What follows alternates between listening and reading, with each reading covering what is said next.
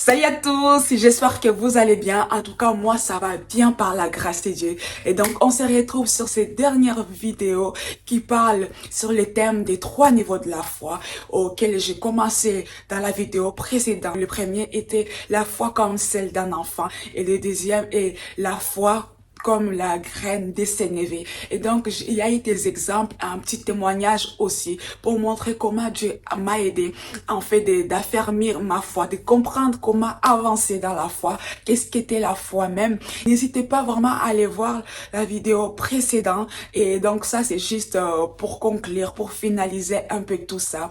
Et en plus, si vous avez des doutes, je vous invite vraiment à aller voir cette vidéo. Et donc, je vais quand même faire une petite récapitulation pour que vous compreniez un peu tout ça. Donc, il faut comprendre que c'est vraiment essentiel et important parce que s'il n'y a pas la foi comme celle d'un enfant, il n'y aura pas la graine qui est sémée. Et s'il n'y a pas la graine des sénévé qui est sémée, il n'y aura pas des miracles, il n'y aura pas l'impossible, il n'y aura pas de prodiges. Tu vas pas marcher dans la droiture. Et si tu n'as pas cette plante qui est sémée, tu n'auras pas cette foi qui est mûre. Du coup, c'est à toi de te poser cette question-là. À toi de savoir là où tu en es. Et surtout pour cette année-là, si tu n'as pas la foi, si tu restes comme ça et crois que Dieu va faire tout à ta place, eh bien non, ça va pas se passer comme ça. Maintenant, il faut savoir, quand on se dit qu'on a la foi, si tu ne mets pas ta foi en action, comment tu sauras que tu as la foi? Tu peux te vanter que tu as la foi. Mais comment est-ce que tes œuvres montrent que tu as vraiment cette foi-là, cette foi inébranlable pour passer à l'action et pour grandir spirituellement, pour arriver à cette foi qui est mûre? Parce que si on stagne et on ne met pas notre foi en action, eh bien notre foi est morte. La parole de Dieu nous dit que la foi sans les œuvres est morte. C'est vrai, Dieu combat pour nous dans certaines circonstances où ce n'est plus nous.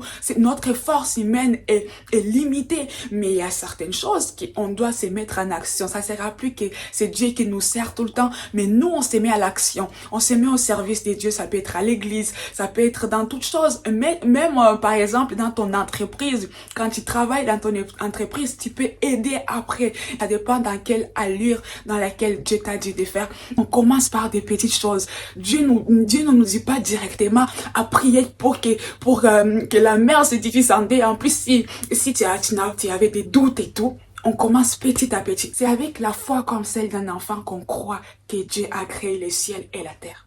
C'est avec la foi comme celle d'un enfant qu'on croit que c'est lui qui a ressuscité les morts, que c'est à travers lui que nous sommes sauvés, nous sommes ses enfants. Et je me disais, attends, mais c'est vrai en fait. Pourquoi on doute sur les choses qui est peu, on doute que Dieu peut faire du coup c'est peu comparé à ce que Dieu a déjà fait, comparé à sa puissance. Je me demande pourquoi on doute alors qu'on sait que le même Dieu qui a créé le ciel et la terre, le même Dieu qu'on croit qui existe alors qu'il est invisible, pourquoi on doute que Dieu peut faire ces choses-là? J'ai un petit témoignage sur ce qui m'est arrivé la dernière fois, le dimanche dernier.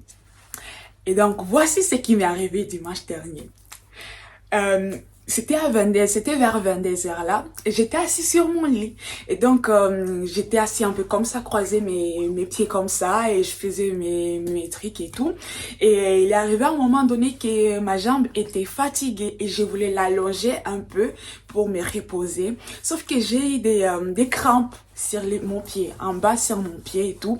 Ok, les crampes, ça fait vraiment mal. J'en ai déjà eu, mais je me suis dit, c'est pas grave, ça va passer.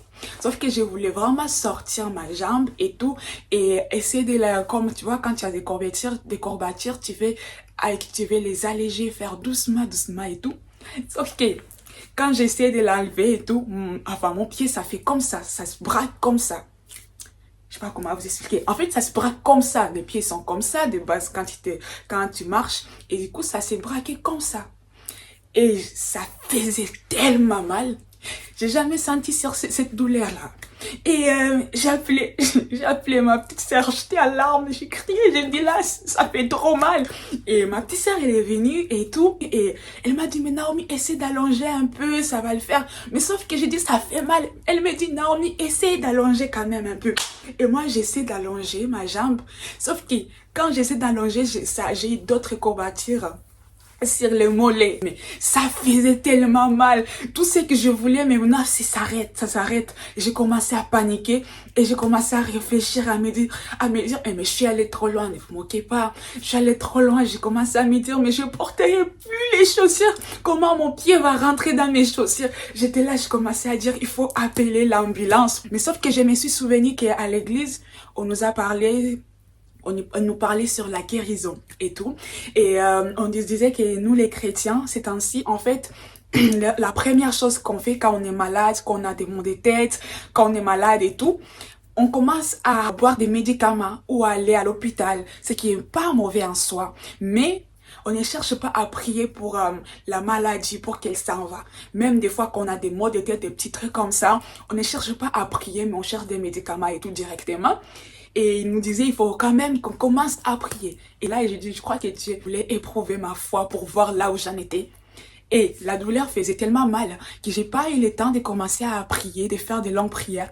J'étais là, j'ai crié, Jésus-Christ, merci parce que je suis guérie. Merci parce que je suis guérie. Je n'ai pas eu le temps de dire, Seigneur Jésus-Christ, aide-moi. Non, non.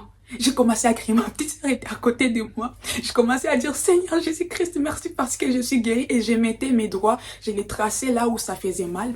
Et après l'avoir dit 3 à 4 fois, je commençais à sentir que la douleur commençait à partir petit à petit et tout. Et ma petite sœur m'a dit, maintenant, essaie de te mettre debout.